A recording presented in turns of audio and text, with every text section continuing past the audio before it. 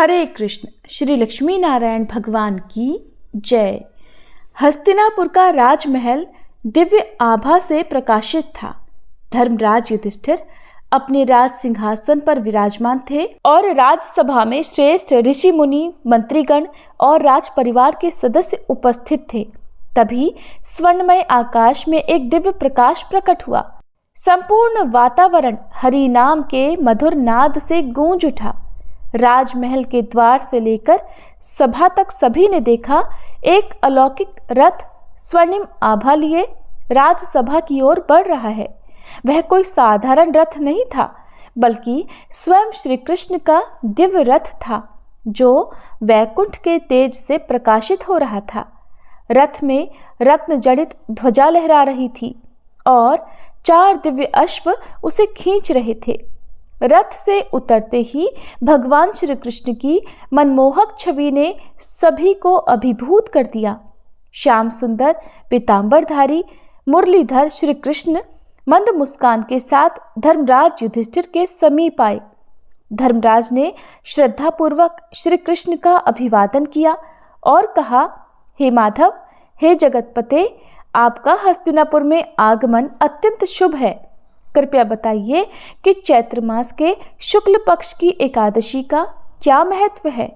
कौन सा व्रत इस दिन किया जाता है जो सभी पापों का नाश कर मोक्ष प्रदान करता है? तब श्री कृष्ण ने प्रेम पूर्वक मुस्कुराते हुए कहा, हे धर्मराज, आज मैं तुम्हें एक महान पुण्यदायी व्रत की कथा सुनाने आया हूँ, जो स्वयं ब्रह्मा जी द्वारा प्रशंसित है और समस्त कामनाओं को पूर्ण करने वाली है। यह व्रत कामदा एकादशी का है, जो जीवन के समस्त पापों का क्षय कर मोक्ष प्रदान करती है। इस प्रकार धर्मराज युधिष्ठिर को श्री कृष्ण ने कामदा एकादशी की पुण्यमयी कथा सुनाना प्रारंभ किया। राजन, एकाग्रचित्त होकर यह पुरातन कथा सुनो, जिसे एक समय वशिष्ठ जी ने राजा दिलीप के पूछने पर बताई थी। राजा दिलीप ने वशिष्ठ जी से पूछा था कि भगवान, मैं एक बात सुनना चाहता हूँ। चैत्र मास के शुक्ल पक्ष में किस नाम की एकादशी होती है? तब वशिष्ठ जी बोले, राजन, चैत्र शुक्ल पक्ष में कामदा नाम की एकादशी होती है। वह परम पुण्यमयी है। पाप रूपी ईंधन के लिए वह दावानल के समान है। प्राचीन काल की बात है, नागपुर नाम का एक अत्यंत सुंदर नगर था, जहां सोने के महल बने हुए थे। उस नगर में पुंडरीक आदि महाभयंकर नाग निवास करते थे। पुंडरीक नाम का नाग उन्हीं दिनों वहां राज्य करता था। गंधर्व, किन्नर और अप्सराएं भी उस नगरी का सेवन करती थीं। वहीं पर एक श्रेष्ठ अप्सरा थी जिसका नाम था ललिता। उसके साथ ललित नाम वाला गंधर्व भी था और वे दोनों पति पत्नी के रूप में रहा करते थे। दोनों ही परस्पर काम से पीड़ित रहा करते थे। ललिता के हृदय में सदा पति की ही मूर्ति बसी रहती थी और ललित के हृदय में सुंदरी ललिता का नित्य निवास था। एक दिन की बात है, नागराज पुंडरीक राजसभा में बैठकर मनोरंजन कर रहा था। उस समय ललिता का गान हो रहा था, किंतु उसके साथ उसकी प्यारी ललिता नहीं थी। गाते गाते अचानक उसे अपनी पत्नी ललिता का स्मरण हो आया। इसलिए उसके पैरों की गति रुक गई और जीभ लड़खड़ाने लगी। तब नागों में श्रेष्ठ करकोटक को ललित के मन का संताप पता चल गया। इसलिए उसने राजा पुंडरीक को उसके पैरों की गति रुकने और गान में त्रुटि होने की बात बता दी। करकोटक की बात सुनकर नागराज पुंडरीक की आंखें क्रोध से लाल हो गई और उसने गाते हुए कामतुर ललित को शाप दे डाला, दुर्बुद्धे, तू मेरे सामने गान करते समय भी पत्नी के वशीभूत हो गया, इसलिए जा, तू राक्षस हो जा। महाराज पुंडरीक के ऐसा कहते ही वह गंधर्व राक्षस हो गया। भयंकर मुख, विकराल आंखें और देखने मात्र से भय उपजाने वाला रूप। ऐसा भयंकर राक्षस होकर वह अब कर्म का फल भुगतने लगा। इधर ललिता अपने पति की विकराल आकृति देखकर मन ही मन बड़ी चिंतित हुई। भारी दुख से कष्ट पाने लगी और सोचने लगी, क्या करूं, कहाँ जाऊं? मेरे पति पाप से कष्ट पा रहे हैं। वह रोती हुई घने जंगलों में पति के पीछे पीछे घूमने लगी। वन में उसे एक सुंदर आश्रम दिखाई दिया जहां एक शांत मुनि बैठे हुए थे। उनका किसी भी प्राणी के साथ कोई भी वैर विरोध नहीं था। ललिता बड़ी तेजी के साथ वहां गई और मुनि को प्रणाम करके उनके सामने खड़ी हो गई। मुनि बड़े दयालु थे। उस दुखिनी को देखकर वे इस प्रकार बोले, शुभे, तुम कौन हो? कहाँ से आई हो? मेरे सामने सच सच बताओ।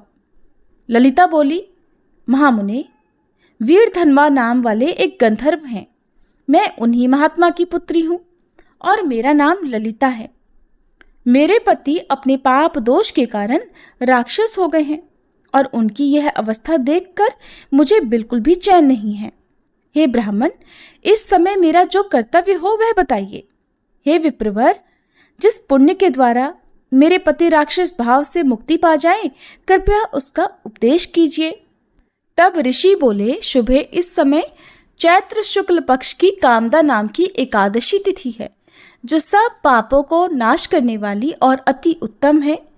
तुम उसी का विधिपूर्वक व्रत करो और इस व्रत का जो पुण्य हो उसे अपने स्वामी को दे डालो।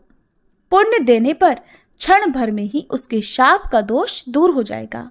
भगवान श्री कृष्ण कहते हैं, राजन, मुनि का यह वचन सुनकर ललिता को बड़ी प्रसन्नता हुई और उसने एकादशी को उपवास करके द्वादशी के दिन उन ब्रह्मऋषि के समीप ही भगवान वासुदेव के श्री विग्रह के समक्ष अपने पति के उद्धार के लिए यह वचन कहा, मैंने जो यह कामदा एकादशी का उपवास व्रत किया है उसके पुण्य के प्रभाव से मेरे पति का राक्षस भाव दूर हो जाए।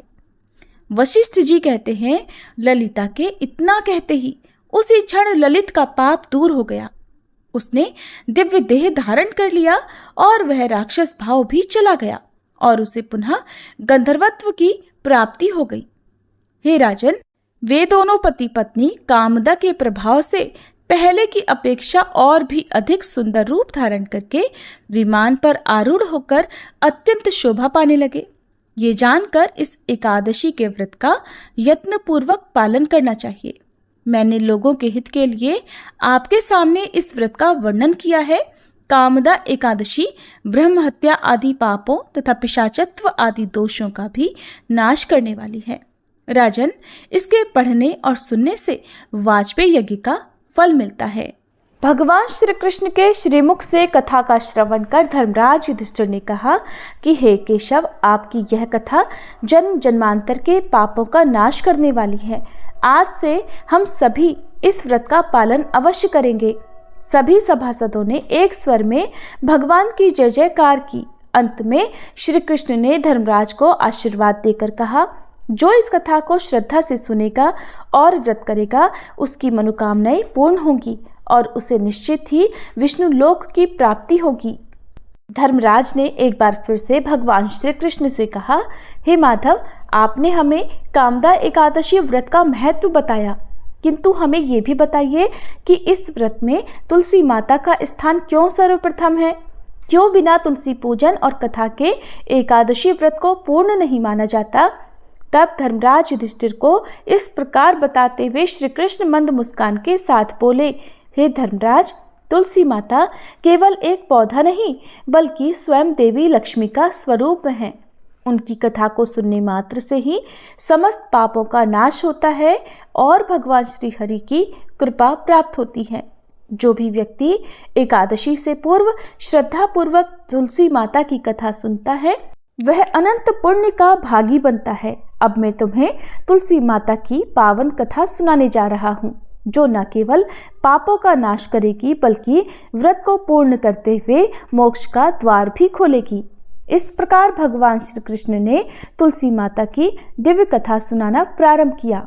श्री कृष्ण ने धर्मराज युधिष्ठिर से कहा, हे धर्मराज, तुलसी माता केवल एक पौधा नहीं बल्कि स्वयं देवी लक्ष्मी का रूप है। प्राचीन काल में तुलसी माता एक देवी थी जिनका नाम वृंदा था।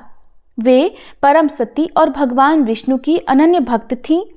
एक बार असुर राज जलंधर ने देवताओं को पराजित कर स्वर्ग पर अधिकार कर लिया। उसकी शक्ति उसकी पत्नी वृंदा के पतिव्रत धर्म से उत्पन्न हो रही थी। जलंधर को अमरता प्राप्त थी क्योंकि उसकी पत्नी की भक्ति और सतीत्व के कारण कोई भी उसे मार नहीं सकता था। देवताओं ने भगवान विष्णु से प्रार्थना की। तब श्री हरि ने माया रचकर जलंधर का स्वरूप धारण कर लिया और वृंदा के समक्ष प्रकट हो गए। सती वृंदा ने जैसे ही अपने पति रूप में श्री हरि को देखा, उसका सतीत्व भंग हो गया और उसी क्षण जलंधर का वध हो गया। जब वृंदा को इस छल का पता चला तो उन्होंने भगवान विष्णु को श्राप दे दिया कि वे पत्थर के रूप में बदल जाएं। यही कारण है कि भगवान शालिग्राम रूप में प्रतिष्ठित हुए। इसके बाद श्री हरि ने वृंदा को आशीर्वाद दिया कि वे सदा के लिए तुलसी के रूप में जन्म लेंगी और सृष्टि में हरि भक्ति का प्रचार करेंगी। उन्होंने ये भी कहा कि जो कोई तुलसी पत्र अर्पित करेगा उसे अनंत पुण्य प्राप्त होगा और मेरा आशीर्वाद भी मिलेगा। भगवान श्री कृष्ण आगे धर्मराज युधिष्ठिर से बोले, हे धर्मराज, तुलसी पूजा के बिना मेरी पूजा पूर्ण नहीं होती। एकादशी व्रत का सच्चा फल तभी प्राप्त होता है जब कोई तुलसी माता की कथा सुनता है, उनका पूजन करता है और तुलसी दल का अर्पण करता है और भक्त तुलसी माता को प्रेम पूर्वक जल अर्पित करता है तो वह समस्त पापों से मुक्त होकर मोक्ष को प्राप्त करता है। कलयुग में विशेष रूप से तुलसी माता की आराधना अत्यंत आवश्यक है। यह युग अधर्म और पापों से भरा हुआ है, किंतु जो तुलसी माता का नित्य पूजन करता है वह हर प्रकार के संकटों से मुक्त होकर श्री हरि की कृपा प्राप्त करता है। फिर भगवान श्री कृष्ण ने धर्मराज युधिष्ठिर को तुलसी माता की पूजा का विशेष महत्व बतलाया और उनकी पूजा की विधि और नियम भी समझाए। उन्होंने कहा, प्रातःकाल उठकर ब्रह्म मुहूर्त में स्नान करें, स्वच्छ वस्त्र धारण करें और मन को पवित्र करें। ओम तुलसी नमः मंत्र का उच्चारण करते हुए तुलसी माता को प्रणाम करें। तुलसी पौधे के चारों ओर 3 बार परिक्रमा करें। स्वच्छ जल में गंगा जल मिलाकर तुलसी माता को अर्पित करें। ओम श्री तुलसी विद्महे विष्णु प्रियाय धीमहि तन्नो वृंदा प्रचोदयात् मंत्र का जप करें। घी या तिल के तेल का दीप जलाएं। तुलसी माता को पीले या सफेद पुष्प अर्पित करें। तुलसी पत्र के साथ कोई भी दूषित या कटे फटे पुष्प ना चढ़ाएं। धूप और दीप दिखाकर तुलसी माता की आरती करें।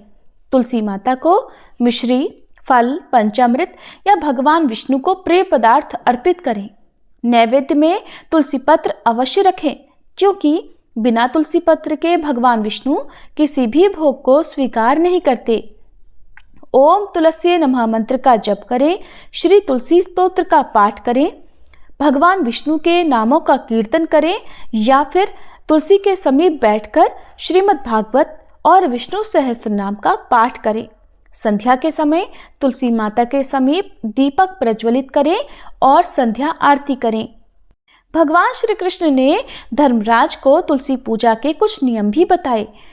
पहला, तुलसी पत्र को सूर्योदय से पहले या सूर्यास्त के बाद नहीं तोड़ना चाहिए। दूसरा, रविवार, द्वादशी तिथि, एकादशी व्रत के दिन और संक्रांति या ग्रहण के समय भी तुलसी पत्र नहीं तोड़ने चाहिए।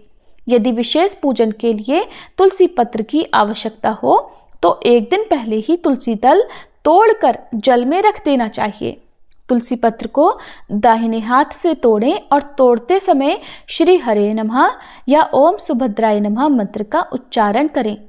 तुलसी माता की सूखी या गिरी हुई पत्तियों का भी प्रयोग किया जा सकता है। तुलसी के पौधे को कभी अपवित्र स्थान पर ना रखें, ना ही उस पर जूठा जल अर्पित करें। घर में तुलसी का पौधा अवश्य होना चाहिए और नित्य उसकी सेवा पूजा होनी चाहिए। तुलसी पत्र को चबाना नहीं चाहिए, बल्कि जल के साथ निगलना चाहिए। तुलसी माता को कभी नकारात्मक शब्द या कटु वचन ना कहें, बल्कि उनका सम्मान देवी स्वरूप में करें। तुलसी पत्र का उपयोग केवल भगवान विष्णु और श्री कृष्ण की पूजा में करें। भगवान श्री कृष्ण कहते हैं, हे धर्मराज, जो भक्त तुलसी माता की पूजा विधि पूर्वक करता है वह सभी पापों से मुक्त हो जाता है। तुलसी माता का पूजन करने से सभी प्रकार के दोष नष्ट हो जाते हैं और भगवान विष्णु की कृपा सहज ही प्राप्त होती है। इस प्रकार श्री कृष्ण ने धर्मराज युधिष्ठिर को तुलसी माता की पूजा का दिव्य रहस्य बतलाया। जो भी इस विधि से तुलसी माता की पूजा करता है वह जीवन में शुभता, समृद्धि और मोक्ष प्राप्त करता है। अब सुनिए तुलसी माता की आरती। तुलसी महारानी नमो नमो, हरि की पटरानी नमो नमो। तुलसी महारानी नमो नमो, धन तुलसी पूरण तप कीनो, शालिग्राम बनी पटरानी नमो नमो। तुलसी महारानी नमो नमो, हरि की पटरानी नमो नमो।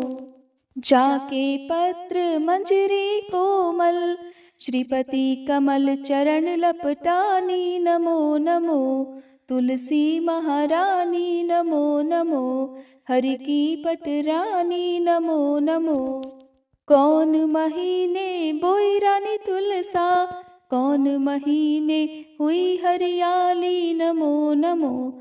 तुलसी महारानी नमो नमो, हरि की पटरानी नमो नमो। कौन महीने हुई तेरी पूजा, कौन महीने हुई पटरानी नमो नमो। तुलसी महारानी नमो नमो। आषाढ़ मास में बोई रानी तुलसा, सावन महीने हुई हरियाली नमो नमो। तुलसी महारानी नमो नमो, हरि की पटरानी नमो नमो। कार्तिक मास में हुई तेरी पूजा, मंगसिर मास हुई पटरानी नमो नमो। तुलसी महारानी नमो नमो, हरि की पटरानी नमो नमो। धूप दीप नैवेद्य आरती, पुष्पन की वर्षा बरसानी नमो नमो। तुलसी महारानी नमो नमो, हरि की पटरानी नमो नमो। 56 भोग 36 व्यंजन, बिन तुलसी हरि एक न मानी नमो नमो। तुलसी महारानी नमो नमो, हरि की पटरानी नमो नमो। जो तुलसी को सवेरे गाए, श्री कृष्ण के दर्शन पाए नमो नमो। तुलसी महारानी नमो नमो, हरि की पटरानी नमो नमो। जो तुलसी को दोपहर गाए, खीर खांड का भोग लगाए नमो नमो। तुलसी महारानी नमो नमो, हरि की पटरानी नमो नमो। जो तुलसी को सांझ को गाए, श्री कृष्ण की आरती उतारे नमो नमो। तुलसी महारानी नमो नमो, हरि की पटरानी नमो नमो। जो तुलसी को रात को गाए, श्री कृष्ण के चरण दबाए नमो नमो। तुलसी महारानी नमो नमो, हरि की पटरानी नमो नमो। सब सखी मैया तेरो यश गावे, भक्ति दान दी जय महारानी नमो नमो। तुलसी महारानी नमो नमो, हरि की पटरानी नमो नमो।